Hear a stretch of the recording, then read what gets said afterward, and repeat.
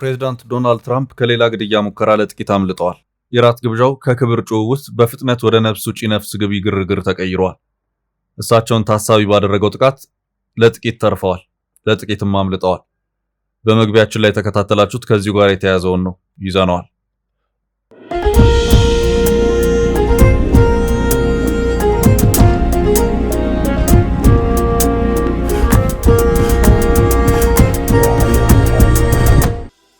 ሰላም ጤና ይስጥልኝ ውድ የፈታ ዴሊ ተከታታዮቻችን፣ ይህ የዕለተ ሰንበት ረፋድ ጥንቅራችን ነው።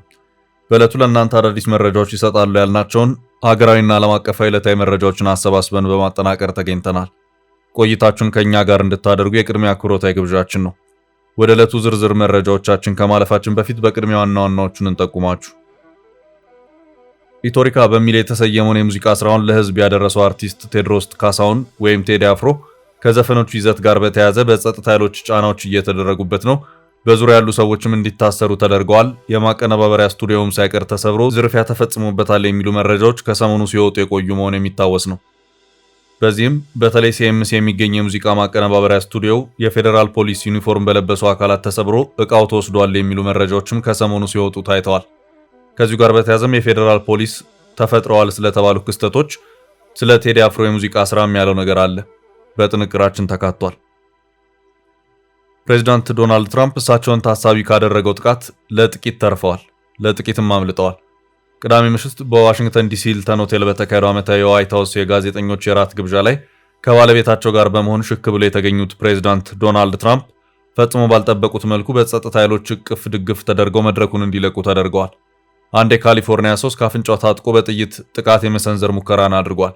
ጥንቅራችን ከያዛቸው መረጃዎች መካከል ነው። የትራምፕ አስተዳደር በመካከለኛው ምስራቅ ባሉ የጦር ካምፖች በኢራን ምት የደረሰበትን ጉዳትና ህመም ለመደበቅ ረጅም ርቀትን መጓዙን ሪፖርት አጋለጠ። ኢራን በገልፍ ሀገራት የሚገኙ 11 የአሜሪካ ጦር ሰፈሮች በድምሩ 100 ኢላማዎችን መምታቷንና ከድሮንና ባሊስቲክ ሚሳኤል ጥቃቶች ባሻገር F-5 የጦር ጀት ወደ ገልፍ ሀገራት ልካ ድብደባ መፈጸሟ መደበቁን አዲስ መረጃ አመልክቷል። ዝርዝር መረጃውን ይዘናል።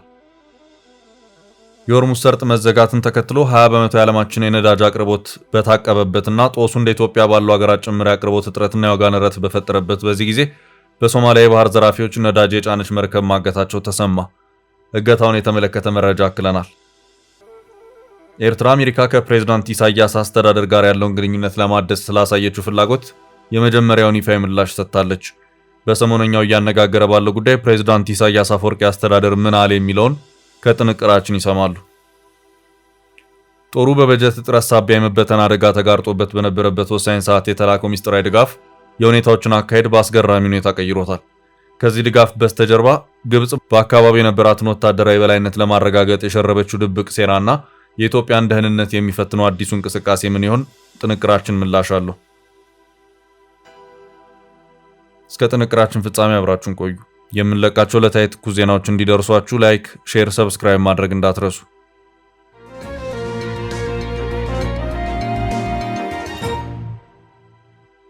ፌዴራል ፖሊስ ስለ ቴዲ አፍሮ ሪቶሪካ በሚል የተሰየመውን የሙዚቃ ስራውን ለህዝብ ያደረሰው አርቲስት ቴዎድሮስ ካሳሁን ቴዲ አፍሮ ከዘፈኖቹ ይዘት ጋር በተያያዘ በጸጥታ ኃይሎች ጫናዎች እየተደረጉበት ነው። በዙሪያው ያሉ ሰዎችም እንዲታሰሩ ተደርገዋል። የማቀነባበሪያ ስቱዲዮውም ሳይቀር ተሰብሮ ዝርፊያ ተፈጽሞበታል የሚሉ መረጃዎች ከሰሞኑ ሲወጡም ከርመዋል። እስካሁን ባለው ሁኔታ ተፈጥረዋል ስለተባሉት ክስተቶች አርቲስቱ ያለው ምንም ነገር የለም። ስቱዲዮ መዘረፉን በተመለከተ የአርቲስቱ የቅርብ ሰዎችን አናግሬያለሁ ያለው ዶቼ ቬለ ሰሞኑን አንድ ጠንከር ያለ መረጃን ያሰራጨ መሆኑ አይዘነጋም። ሲኤምሲ አካባቢ አርቲስት ቴዲ አፍሮ ስቱዲዮ በታጠቁ ሰዎች ተሰብሯል፣ የተለያዩ መሳሪያዎችም ተወስደዋል በሚል መረጃዎች የወጡበት ሁኔታም ነበር። ከዚህም በተጨማሪ አርቲስት ቴዎድሮስ ካሳሁን ሪቶሪካ የተሰኘ የሙዚቃ አልበሙ ከመውጣቱ በፊት ጀምሮ የስነ ልቦና ጫና ሊያደርሱ የሚችሉ ወከባዎች በአካባቢው እየተፈጸሙ የነበረ መሆኑንም የዶቼ ቬለ ዘገባ የገለጸበት ሁኔታም ታይቷል። ወደ ቴዎድሮስ ካሳሁን ቴዲ አፍሮ ስቱዲዮ ያመሩት የፌዴራል ፖሊስ ዩኒፎርምን የለበሱ መሆናቸውንም በማመልከት መረጃዎች በስፋት ሲሰራጩ የቆዩ ሲሆን በዚሁ ዙሪያም የፌዴራል ፖሊስ ምላሹን ሰጥተኛል ሲል አዲስ ማለዳ በዛሬው ዕለት ባሰራጨው ዘገባ አመላክቷል። አዲስ ማለዳ በዚሁ የዛሬው ዘገባው በከያኒ ቴዎድሮስ ካሳሁን ቴዲ አፍሮ የቅርብ ሰዎች ላይ ተደርጓል የተባለውን እስርና ክልከላ እንዲሁም የስቱዲዮ ዝርፊያን በተመለከተ የፌዴራል ፖሊስ ኃላፊ ምላሽ ሰጥተኛል ያለ ሲሆን ከዚሁ ጋር በተያያዘ የተሰራጩት መረጃዎች መሰረተ ቢስና ከእውነት የራቁ ናቸው በማለት ማስተባበሉን አመላክቷል። አዲስ ማለዳ ምላሹን ሰጥተውኛል ያላቸው በፌዴራል ፖሊስ የወንጀል መምሪያ ኦፕሬሽን ዋና ኃላፊ ምክትል ኮሚሽነር ሙሊሳ አብዲሳ ፌዴራል ፖሊስ የሚሰራው በህግና በህግ ብቻ ነው። በርካታ ኦፕሬሽኖችን እንሰራለን። እዚህ ኦፕሬሽን ውስጥ ከሱ ጋር የሚገናኙ ነገሮች እኛ ያደረግነው ነገር የለም ሲሉ የተናገሩ መሆኑን አመላክቷል። ምክትል ኮሚሽነሩ ሙሊሳ አክለውም የፌዴራል ፖሊስ እንዲህ አይነት ወንጀል አይሰራም፣ ስብዕናውም አይደለም ማለታቸውንም አክሏል። ኃላፊው ቴዲ አፍሮ የኛ ተጠርጣሪም አይደለም፣ የአርቲስት ነው፣ ሙዚቃውንም አውጥቷል በማለትም በአርቲስቱ ላይ ምንም አይነት ነገር አልተደረገም ሲሉ መናገራቸውንም አዲስ ማለዳ በዘገባው አክሎ አመላክቷል። ማብራሪያቸውን ሲቀጥሉም ከአርቲስቱ ጋር የሚገናኝ ምንም አይነት ንክኪ ባለው ጉዳይ ላይ ኦፕሬሽን አላደረግንም። ዜጋ እስከሆነ ድረስ ህግ ጥሶ ከተገኘ እንደማንኛውም ሰው ደግሞ ሊጠየቅ የሚችል ሰው ነው። ከዚህ ውጪ የሚሰራጨው መረጃ ግን መሰረተ ቢስና በህዝቡ ላይ ሽብር ለመፍጠር የሚደረግ የሳይበር ጦርነት ነው ሲሉ የፌዴራል ፖሊስ ኃላፊው ከአዲስ ማለዳ ጋር በነበራቸው ቆይታ መናገራቸውን ዘገባው አክሏል። በተጨማሪም ኮሚሽነሩ አርቲስቱ በአሁኑ ወቅት በቤቱ በሰላም እየኖረ ይገኛል ማለታቸው የተመለከተ ሲሆን በሱ ላይ የቀረበ ጥቆማም ሆነ የተጀመረ ምንም አይነት የወንጀል ምርመራ የለም ብለዋል። ፌዴራል ፖሊስ አክሎም ጉዳዩን የሳይበር ጦርነት ሲል የጠራው መሆኑን ያመለከተው ዘገባው የተወሰኑ የፖለቲካ ፍላጎት ያላቸው አካላት አርቲስቱን መጠቀሚያ ለማድረግ እየሞከሩ ነው ማለታቸውንም ዘገባው አመላክቷል። በየቀኑ ሺህ የሆነ ሐሰተኛ መረጃዎች ይፈጠራሉ። ስለዚህ አርቲስቱን እንደመያዣ አድርጎ የፖለቲካ አጀንዳ ማድረግ የሚፈልጉትን እያየን ነው። ከዚያ ውጪ ይሄ ዜጋ ህገ መንግስታዊ መብቱን ተጠቅሞ ሙዚቃ ሰርቷል፣ የሚደግፉት አሉ፣ የሚቃወሙት አሉ ሲሉም የፌዴራል ፖሊስ ኃላፊ መናገራቸው በዘገባው ተመላክቷል።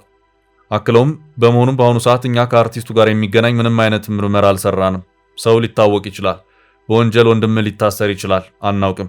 ጓደኛህ ሊታሰር ይችላል፣ አናውቅም። ይህን እኛ ሰው ከማን ጋር ይውላል ከማን ነው ብለን አናስርም። የምንሰራቸው ስራዎች ደግሞ ሌጂቲሜት ወይም ህጋዊ ናቸው። ፍርድ ቤት አቅርበን በስርዓት ጊዜ ቀጠሮ ጠይቀን እንመረምራለን በማለት ተናግረዋል። አርቲስት ሆኖ ሙዚቃ መስራት የፈለከውን ኦፒኒየን ወይም አመለካከት የመያዝ ህገ መንግስታዊ መብት ነው። ከዚህ ውጪ ያለ ማስረጃ ሰው የማይያዝበትን ኃላፊው በዚሁ ማብራሪያቸውም ሂደት ቴክኖሎጂ ተጠቅመን የትኛውም አይነት የምርመራ ስራዎችን እንሰራለን፣ የምንሰራቸውንም በግልጽ ለህዝብ እናሳውቃለን ሲሉም ተናግረዋል።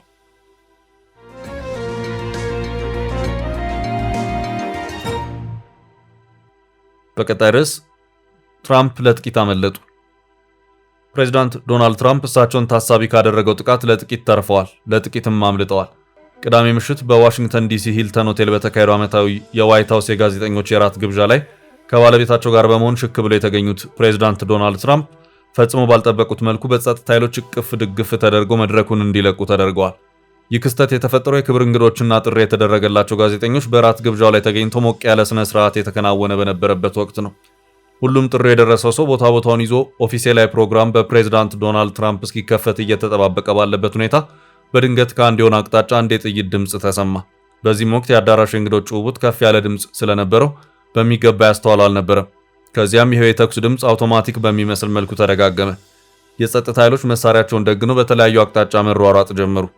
የመጀመሪያው ስራ የፕሬዚዳንት ዶናልድ ትራምፕን ሕይወት ማትረፍ በመሆኑ የአሜሪካ ሚስጥራዊ የጸጥታ አገልግሎት ወይም ሲክሬት ሰርቪስ የሚባሉት ባላቸው ኃላፊነትና ተልዕኮ መሰረትም ፕሬዚዳንት ዶናልድ ትራምፕን ከአዳራሹ በአስቸኳይ አስወጥተዋል። የጸጥታ ኃይሎች በፍጥነት ትራምፕን እቅፍ ድግፍ አድርገው ከመድረኩ በማውረድ ሲወስዳቸው የሚያሳዩ ተንቀሳቃሽ ምስሎች በስፋት ተዘዋውረዋል። ተኩሱ ተሰማ የተባለው በዝግጅቱ የጸጥታ መፈተሻ ኬላ አቅራቢያ ነው። በርካታ እንግዶችም ነፍሳቸውን ለማትረፍ ጠረጴዛ ስር የገቡበት ሁኔታም ታይቷል። በቅጽበትም የራት ግብዣው አዳራሽ ወደ ነፍስ ውጪ ነፍስ ግብ የትንቅንቅ ድባብ ውስጥ ገባ። ማንኬት ጋር እየተኮሰ ነው ግልጽ ስላልነበር የጸጥታ ኃይሎች በሆቴሉ ደረጃዎችና ኮሪደሮች ሳይቀር መሳሪያቸውን ደቅነው ሲሯሯጡም ታይተዋል። ምን ተፈጠረ በሚለው ዙሪያ ሪፖርቱን ከኤፍቢአይ የሰሙት ፕሬዚዳንት ዶናልድ ትራምፕ በመጨረሻም ተረጋግተውና ሰዓታትም ወስደው በሰከነ መንፈስ ማብራሪያቸውን ሰጥተዋል። የጸጥታ አካላት በሰጡት መግለጫ አንድ ተጠርጣሪ ዝግጅቱ የጥበቃ ክልል አቅራቢያ ተኩስ የከፈተ ሲሆን ወዲያውኑ በሕግ አስከባሪዎች ቁጥጥር ስር ውሏል ብለዋል። ተጠርጣሪው ግለሰብ በከፈተው ተኩስም በአንድ የጸጥታ ኃይል ላይም ጉዳት ለማድረስ ሞክሯል። ሆኖም የጸጥታ ኃይሉ የመከላከያ ልብስ ወይም ቡሌት ፕሩፍ ቬስት አድርጎ ስለነበር የደረሰበት ጉዳት የሌለ መሆኑ ታውቋል። ከተረጋጉ በኋላ መግለጫ የሰጡት ፕሬዚዳንት ዶናልድ ትራምፕ ይህ አሳዛኝ ድርጊት የተፈጠረው የመናገር ነጻነት ጋር በተያያዘ እየተካሄደ በነበር የራት ግብዣ ላይ ነው። በዚህ የተኩስ ልውውጥ ውስጥ አንድ የጸጥታ አባላችን ላይ በቀጥታ ተተኩሶ ነበር። ሆኖም የጥይት መከላከያ አድርጎ ስለነበር የተተኮሰበት ጥይት ጉዳት ሊያደርስበት አልቻለም ሲሉ የተናገሩት ፕሬዚዳንት ዶናልድ ትራምፕ ድርጊቱን ሊፈጽም የነበረው ሰው ተይዟል። ይህ ሰው ከካሊፎርኒያ የመጣ ነው። ሰውየው ጤነኛ አይደለም። በጠና የጤንነት ቀውስ ውስጥ ያለ ሰው ነው። ይህ ነገር ባይፈጠር ጥሩ ነበር። በእውነቱ ዝግጅቱ ልዩ ነበር። አንድ ነገር እዚህ ጋር መናገር የምፈልገው ይህ ዝግጅት በዚህ መልኩ ተደነቃቅፎ የማይቀር መሆኑን ነው። በቀጣይም ከአንድ ወር በኋላ ከዚህ በተሻለ ዝግጅት የምናካሄድ ይሆናል ሲሉም ተናግረዋል። ምርመራው አሁንም ድረስ የቀጠለ ነው ተብሏል።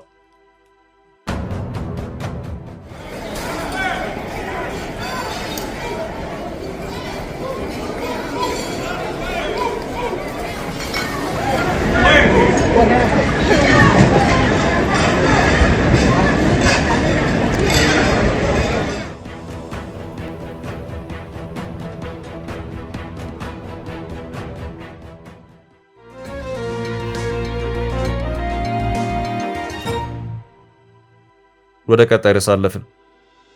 አሜሪካ ህመሟን ደብቃለች። በጦርነቱ በአሜሪካ የጦር ሰፈሮች የደረሰው ውድመት ተሸፋፍኗል። በኢራንና አሜሪካ መካከል ለሁለተኛ ዙር ያለው የንግግር ተስፋ ተሟጧል። ትራምፕ ቡድናቸውን ሳይልኩ መቅረታቸው፣ ኢራኖችም ማንንም ሳያገኙ ከኢስላማባድ መመለሳቸው መዘገቡ ይታወሳል። በዚህ መሃል ታዲያ ስለ ጦርነቱ አዲስ መረጃ ፈልፍሎ ያወጣ ዘገባ ተሰምቷል። የትራምፕ አስተዳደር በመካከለኛው ምስራቅ ባሉ የጦር ካምፖች በኢራን ምት የደረሰበትን ጉዳትና ህመም ለመደበቅ ረጅም ርቀት መጓዙ ነው የተነገረው። ኢራን በገልፍ ሀገራት የሚገኙ የአሜሪካ ጦር ሰፈሮች ላይ በድሮንና በባሊስቲክ ሚሳኤል ጥቃቶች ማድረሷ ይታወሳል። በዚህም በኳታር የሚገኙ የአሜሪካ ጦር የመካከለኛው ምስራቅ ዋነኛ አይን የሆነ ራዳር ከጥቅም ውጭ መሆኑ፣ ፔንታጎን የ1.1 ቢሊዮን ዶላር ኪሳራ መቀበሉ መዘገቡ ይታወሳል። እንዲሁም በጆርዳን ባለ 3 ሚሊዮን ዶላር ታድ የሚሰኝ ዘመናዊ አየር መከላከያን ጨምሮ በኢራን ግዛት ውስጥ የጦር ጀት፣ የአሰሳ ሄሊኮፕተር እና የጭነት አውሮፕላኖች መውደማቸው ይታወቃል። ታዲያ ኢራን ከዚህ በላይ አሜሪካን መጉዳት መቻሏን ነው አዲሱ ዘገባ ያመለከተው። በትላንትናው ዕለት ኤንቢሲ የዜና ምንጭ ይፋ ያደረገው ዘገባ የትራምፕ አስተዳደርና የፔንታጎን ጉዳት ጠለቅ ያለ መሆኑን፣ ትራምፕና አስተዳደራቸው መሙን እስካሁን ደብቀው ማቆየት መቻላቸውን አመልክቷል። በጦርነቱ መሃል ያልተነገረ መረጃው እንዳመለከተው የኢራን የጦር ጀት ወደ ገልፍ ሀገራት በመሄድ የአሜሪካና ሀገራቱን የአየር መከላከያ ስርዓቶች በማለፍ ከ100 በላይ ኢላማዎችን መምታት መቻሉ መደበቁ ተገልጿል። ኢራን ባላት F-5 የጦር ጀት በገልፍ ሀገራቱ ባሉ 11 የአሜሪካ የጦር ሰፈሮች ላይ ውድመት ማድረሷን ነው የኤንቢሲ ኒውስ የዜና ምንጮች ያጋለጡት። ከዓመታት ወዲህ በአሜሪካ ታሪክ የጠላት የጦር ጀት የመከላከያ ስርዓትን አልፎ በአሜሪካ የጦር ሰፈሮች ላይ ቀጥታ ጥቃት ሲፈጽም ይሄ ለመጀመሪያ ጊዜ መሆኑን የተነገረው። ውድመቱም የአሜሪካ ጦር በቅርብ ታሪኩ የሚያውቀው አይደለም ተብሏል። ትራምፕ አሜሪካ ሁሉንም መጫወቻ ካርዶች ኢራን ላይ መጠቀሟን በሚገልጹበት በዚህ ሰዓት የጦር ሚኒስቴሩ ፒት ሄግሴት ኢራኖች በወታደራዊ ምላሽ ለመስጠት ምንም ማድረግ የሚችሉት ነገር የለም ሲሉ በገለጹበት ዕለት የወጣው መረጃው የአስተዳደሩን ጉዳት የመደበቅ ጥልቅ እርምጃን ያጋለጠ ሆኗል። ፔንታጎን ቀደም ሲል 380 የአሜሪካ ወታደሮች መጎዳታቸውንና 13 መሞታቸውን ሲገልጽ በጥቃቱ የወደመው ንብረት ግን ወደ 5 ቢሊዮን የሚጠጋ መሆኑን ገልጾ ነበር። አዲሱ ሪፖርት ግን በኢራን ጥቃት የተጎዱ የአሜሪካ የጦር አባላት ቁጥር ወደ 700 መሆኑን፣ ጉዳቱ ሆነ ተብሎ መቀነሱን አመልክቷል። በኢራን በተሰነዘረ ጥቃት በአሜሪካ ጦር ሰፈሮች ላይ የደረሰው ጉዳት መጠን የሪፐብሊካን አባላትን በእጅጉ ያበሳጨ መሆኑን ምንጭ ጠቅሶ ኤንቢሲ ኒውስ ዘግቧል። የኢራን F-5 የጦር ጀት ከፍተኛውን ጉዳት ያደረሰው በኩዌት በሚገኝ የአሜሪካ ግዙፍ የጦር ሰፈር ነው። በሳውዲና ኦማን ጨምሮ በድምሩ 100 የአሜሪካ የጦር ኢላማዎች ተመትተዋል። እንዲሁም በ11 የጦር ሰፈራት መጠኑ የበዛና ህመሙ የተደበቀ ጉዳት አሜሪካ አስተናግዳለች። አንዳንድ የሪፐብሊካን ሴኔት አባላት የትራምፕ አስተዳደር ስለ ጦርነቱ ጉዳት የጠራ አጠቃላይ ምስል አልሰጠም፣ መረጃዎች ተድበስብሰዋል ሲሉ ነጩን ቤተ መንግስት መጠየቃቸውንም ዘገባው አመልክቷል። ኤንቢሲ ከዜና ምንጮች ያገኘውን መረጃ ይዞ ለፔንታጎን የማረጋገጫ ጥያቄ በተደጋጋሚ ቢያቀርብም የጦር ሚኒስቴሩ ጉዳዩ የጦር ሚስጥር ነው ሲል መልስ መስጠቱን ዘግቧል።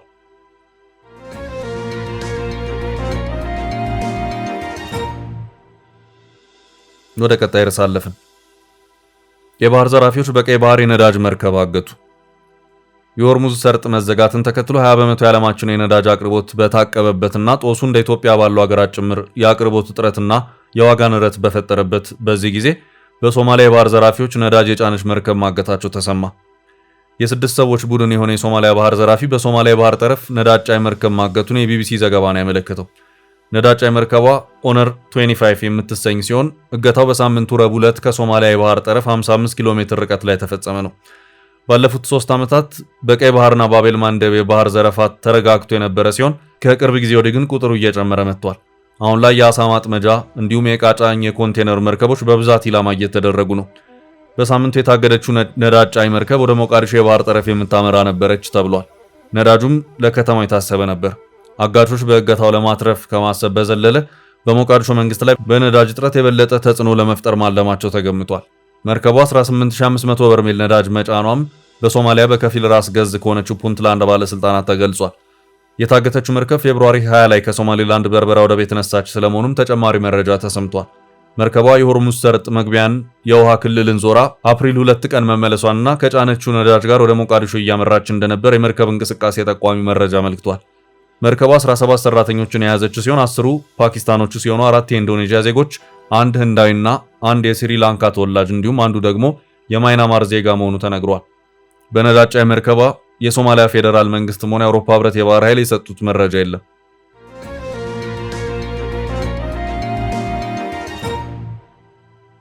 በቀጣይ መረጃ ኢሳያስ ስለ ትራምፕ ሽምግልና። ኤርትራ አሜሪካ ከፕሬዝዳንት ኢሳያስ አስተዳደር ጋር ያላትን ግንኙነት ለማደስ ስላሳየችው ፍላጎት የመጀመሪያውን ይፋ ምላሽ ሰጥታለች። የኤርትራ የማስታወቂያ ሚኒስትር የማነ ገብረ መስቀል በኤክስ ገጻቸው ላይ ባሰፈሩት ጠንከር ያለ መልእክት የግጭት ነጋዴዎችና የሽንገላ ፖለቲከኞች ሉዓላዊነታችንን ሲገዳደሩ እየተመለከትን ነው ሲሉ በከባድ ቃላት ወርፈዋል። ሚኒስትሩ ሀገራቸው በሉዓላዊነትና በጋራ ጥቅም ላይ የተመሰረተ የውጭ ፖሊሲ እንደምትከተል ገልጸው የኤርትራን ቀጠናዊና ዓለም አቀፋዊ ሚና ለመወሰን የሚሞክሩ አካላትን እንደ ራሴ ራሳቸውን የሚቆጥሩ በማለት አጣጥለዋቸዋል። የማነ ገብረ መስቀል አክለውም እነዚህ ወገኖች ኤርትራን ከገንቢ የትብብር መስመሯ ላይ ያደናቅፏት እንደማይችሉና የሀገራቸውን የዲፕሎማሲ ግንኙነት አቅጣጫ የሚወስነው የአስመራ አስተዳደር ብቻ መሆኑን በቁጣ አስታውቀዋል። ይህ የአስመራ ጠንከር ያለ ምላሽ የመነጨው ሰሞኑን የአሜሪካ ዎል ስትሪት ጆርናል ባወጣው ሚስጥራዊ ዘገባ ምክንያት እንደሆነ ይገመታል። ዘገባው ዋሽንግተን ከኤርትራ ጋር ያላትን ግንኙነት ወደ ነበረበት ለመመለስና የታገዱ ማዕቀቦችን ለማንሳት እንቅስቃሴ መጀመሯን ይፋ አድርጓል። በተለይም የአሜሪካ ልዩ መልእክተኛ ማሳድ ቡሎስ ከኤርትራ ባለስልጣናት ጋር ለመወያየት ጥረት እያደረጉ መሆኑ መገለጹ ባለፉት 2 አስርት ዓመታት በጥርጣሬና በውጥረት የቆየውን የሁለቱን ሀገራት ግንኙነት ወደ አዲስ ምዕራፍ ሊያሸጋግር ይችላል የሚል ግምት ፈጥሯል። ይህ የአሜሪካ አቋም ለውጥ የመጣው በቀይ ባህር ያለው የጸጥታ ሁኔታ መባባስና የቻይና እንዲሁም የሩሲያ በቀጠናው ላይ ያላቸው ተጽዕኖ ማደግ ዋሽንግተንን ስጋት ላይ በመጣሉ እንደሆነ ይነገራል። ይሁን እንጂ ይህ የመቀራረብ ዜና እንደ አምባሳደር ቲቦር ናጊ፣ ካሜሮን ሄድሰን እና የጠቅላይ ሚኒስትር የምስራቅ አፍሪካ ጉዳዮች አማካሪ አቶ ጌታቸው ረዳና ኬቲል ትሮኖቮል ባሉ ታዋቂ የፖለቲካ ተንታኞችና ዲፕሎማቶች ዘንድ ከፍተኛ ተቃውሞና ትችት አስከትሏል። በኤክስ ላይ የሰፈሩት ተከታታይ አስተያየቶች አሜሪካ ከኤርትራ ጋር የምታደርገው ማንኛውም መቀራረብ በቀጠና ያለውን ሰላም ሊያናጋ ይችላል የሚል ስጋቶች ተገልጸዋል።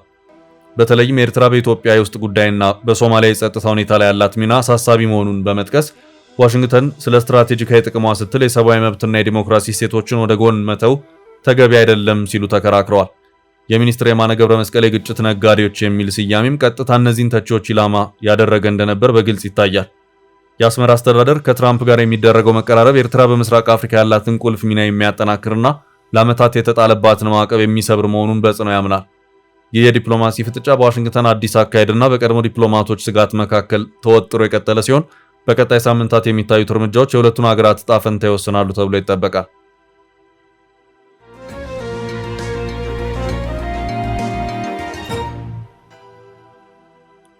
በቀጣይ መረጃ ጦሩን የታደገው ያልተጠበቀ ድጋፍ። ጦሩ በበጀት እጥረት ሳቢያ የመበተን አደጋ ተጋርጦበት በነበረበት ወሳኝ ሰዓት የተላከው ሚስጥራዊ ድጋፍ የሁኔታዎችን አካሄድ በአስገራሚ ሁኔታ ቀይሮታል። በሶማሊያ የታቀደው አዲሱ የአፍሪካ ህብረት የድጋፍና ማረጋጊያ ተልዕኮ ገና ስራውን ሳይጀምር በበጀት እጥረት ምክንያት ሊሰናከል እንደሚችል ተደጋጋሚ ስጋቶች ሲሰሙ ቆይተዋል። ተልዕኮውን በገንዘብ ይደግፋሉ ተብሎ የሚጠበቁት ዓለም አቀፍ ለጋሾች የተልዕኮ ግብና የገንዘብ አጠቃቀሙ ላይ ግልጽነት በመጠየቃቸው የሶማሊያ መንግስት ከፍተኛ የዲፕሎማሲ ጫና ውስጥ ወድቆ ነበር። ይህ የበጀት ክፍተት ደግሞ ተልዕኮውን ተገና አድርጎ ወደ አካባቢው ለመጠጋት ለሚፈልጉ የውጭ ኃይሎች ትልቅ የፖለቲካ ቁማር ሆኖ ቆይቷል። በዚህ ሂደት ውስጥ ግብጽ ተልዕኮውን የራሷን ወታደራዊና ፖለቲካዊ አጀንዳ ለማስፈጸሚያነት ለመጠቀም ከፍተኛ ፍላጎት ስታሳይ ነበር። ካይሮ ተልዕኮ በበጀት እጥረት እንዳይደናቀፍ ድጋፍ እንደምታደርግና በምትኩ ግን የራሷን ወታደሮች በብዛት ለማሰማራት ጥረት ማድረጓ ተዘግቧል። ይህ የግብጽ እንቅስቃሴ በቀጥታ ከኢትዮጵያ ጋር ካላት የታላቁ የህዳሴ ግድቡ ጥረት ጋር የተያያዘ ሲሆን ሶማሊያን እንደ ሁለተኛ ግንባር በመጠቀም በኢትዮጵያ ላይ የስነ ልቦና ጫና ለመፍጠር የታለመ እንደሆነ ብዙዎች ይስማማሉ። ግብጽ ወታደሮቿን ወደ ሶማሊያ ለማስገባት የነበራት ጥድፊያ በኢትዮጵያ በኩል የስነ ልቦና ስጋት ፈጥሮ ቆይቷል። ኢትዮጵያ ከሶማሊያ ጋር ያላት ታሪካዊና መልክዓ ምድራዊ ትስስር እጅግ ቅርብ በመሆኑ በጎረቤት ሀገር ምድር ላይ የግብጽ ጦር መስፈር ለኢትዮጵያ ብሔራዊ ደህንነት ቀጥተኛ ስጋት ተደርጎ ይወሰዳል። ይህ ስጋት ደግሞ በሁለቱም ሀገራት መካከል ያለውን ጥርጣሬ ከማክረሩ ባለፈ የሶማሊያን ሰላም ወደ ቀጠናዊ ኃይሎች ፍጥጫ ቀጠናነት የመቀየር እድሉ ሰፊ ሆኖ ታይቷል። የአውሮፓ ህብረት አሁን የፈቀደ የ75 ሚሊዮን ዩሮ ድጋፍ ተልዕኮ ሙሉ በሙሉ እንዳይፈርስ የታደገ ወሳኝ እርምጃ ተደርጎ ሊወሰድ እንደሚችል ዘ ሪፖርተር በዘገባው አመልክቷል። ህብረቱ ይህንን በጀት የፈቀደው ተልዕኮ በገንዘብ ጥረት ሰበብ በአንድ ሀገር ፍላጎት ስር እንዳይወድቅና ሚዛኑን የጠበቀ ዓለም አቀፋዊ ይዘት እንዲኖረው ለማድረግ እንደሆነ ይታመናል። ይህ እርምጃ ግብጽ ተልዕኮን ተጠቅማ ልታሳካው የነበረውን የበላይነት በመጠኑም ቢሆን የሚገታና ለኢትዮጵያም የተወሰነ የስነ ልቦና እፎይታ የሚሰጥ ነው። ይህ የበጀት ፍቃድ ተልኮን ከውድቀት የታደገ ቢሆንም በውስጡ የያዘው የቀጠና ኃይሎች ፍጥጫ ግን ገና አልበረደም። የኢትዮጵያ መንግስት በሶማሊያ ምድር የሚደረገውን ማንኛውንም እንቅስቃሴ በንቃት መከታተሉን የቀጠለ ሲሆን የግብጽ ወታደራዊ መገኘት ደግሞ የቀጠናውን የስነ ልቦናና የጸጥታ ሁኔታ ወደማይታወቅ አቅጣጫ ሊወስደው እንደሚችል ተሰግቷል። የሶማሊያ ሰላምም ከገንዘብ ድጋፉ ባለፈ በሁለት አቅጣጫ ባለው የዲፕሎማሲ ሚዛን ላይ እየተንጠለጠለ ሆኗል። ውድ ቤተሰቦቻችን ለዛሬ ያዝንላችሁን ርዕሰ ጉዳዮች እዚህ ላይ ቋጨን። ላይክ፣ ሼር እና ኮሜንት በማድረግ ለቻናላችን ድጋፋችሁን መግለጽ እንዳትዘነጉ እያልን ከሌሎች መረጃዎች ጋር ደግመን እስክንገናኝ ቸር ያሰማን ስንል ተሰናበትን።